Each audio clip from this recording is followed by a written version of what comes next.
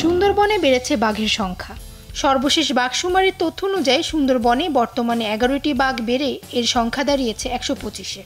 এ তথ্য জানিয়েছে পরিবেশ, বন ও জলবায়ু পরিবর্তন মন্ত্রণালয়ের উপদেষ্টা সৈয়দা রিজওয়ানা হাসান। আমাদের জন্য সুসংবাদ যে এবার আমাদের বাঘের সংখ্যাও বেড়েছে, ঘনত্বও বেড়েছে এবং বাঘ শাবকের সংখ্যাও বেড়েছে। বন বিভাগ কিছু কংক্রিট কাজ নিচ্ছে। আশা করি সকলের সহযোগিতায় আমরা সুন্দরবনের বাঘ, যেটা আমাদের জাতীয় প্রাণী কেবল নয়, যেটা আমাদের জাতীয় ঐতিহ্য, আমরা ক্রিকেট খেললেও বলি টাইগার্স, সেটাকে আমরা বহু সংখ্যায় বাড়াতে পারবো। আজ মঙ্গলবার সুন্দরবন বাঘ জরিপ 2024-এর ফল ঘোষণা উপলক্ষে সংবাদ সম্মেলনে এ তথ্য উঠে আসে। এর আগে 2015 সালের বাঘশুমারি অনুযায়ী সুন্দরবনে বাঘ সংখ্যা ছিল 106টি। 2018 সালের শুমারির তথ্য অনুযায়ী বাঘের সংখ্যা ছিল 114টি। এলাকার ভিত্তিতে সবচেয়ে বেশি বেড়েছে খুলনা অঞ্চলে এবং কমেছে সাতক্ষীরায়। এ বিষয়ে উপদেষ্টা রিজওয়ানা বলেন, সংখ্যা নির্ণয়ের জন্য সর্বপ্রথম 2015 সালে আধুনিক পদ্ধতি ক্যামেরা ট্র্যাপিংয়ের মাধ্যমে বাঘ জরিপ করা হয় এবং এ জরিপে বাঘের সংখ্যা ছিল 106টি। প্রতি 100 বর্গ কিলোমিটারে বাঘের ঘনত্ব ছিল 2.17।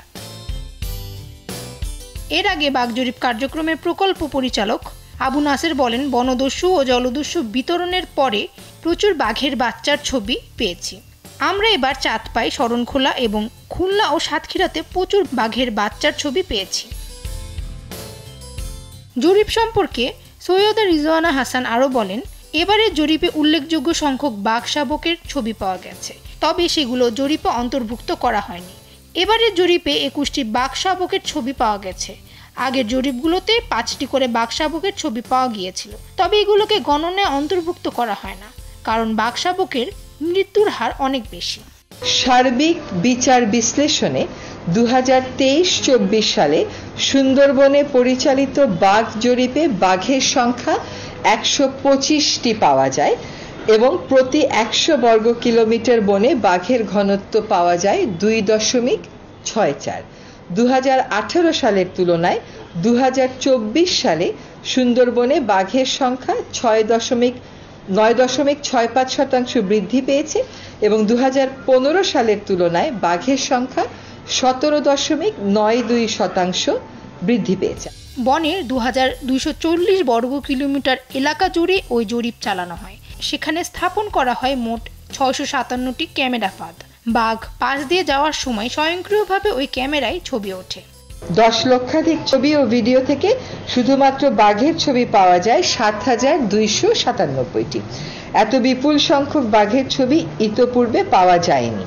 ক্যামেরা ট্র্যাপিং এর মাধ্যমে স্বয়ংক্রিয়ভাবে বাঘের ছবি তোলার মূল উদ্দেশ্য হলো বাঘের দেহে যে ডোরাকাটা দাগ আছে তা সুস্পষ্টভাবে চিহ্নিত করা।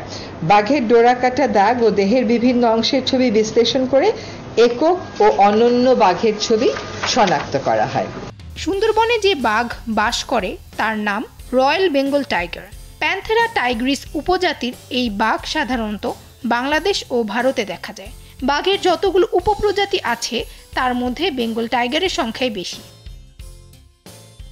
2004 সালে বাঘ জরিপে সুন্দরবনে 400টিরও বেশি বাঘের সন্ধান মিললেও ধীরে ধীরে তা কমতে থাকে। তবে সর্বশেষ জরিপে আবারও বাঘের সংখ্যা বাড়ার আভাস পাওয়া গেল।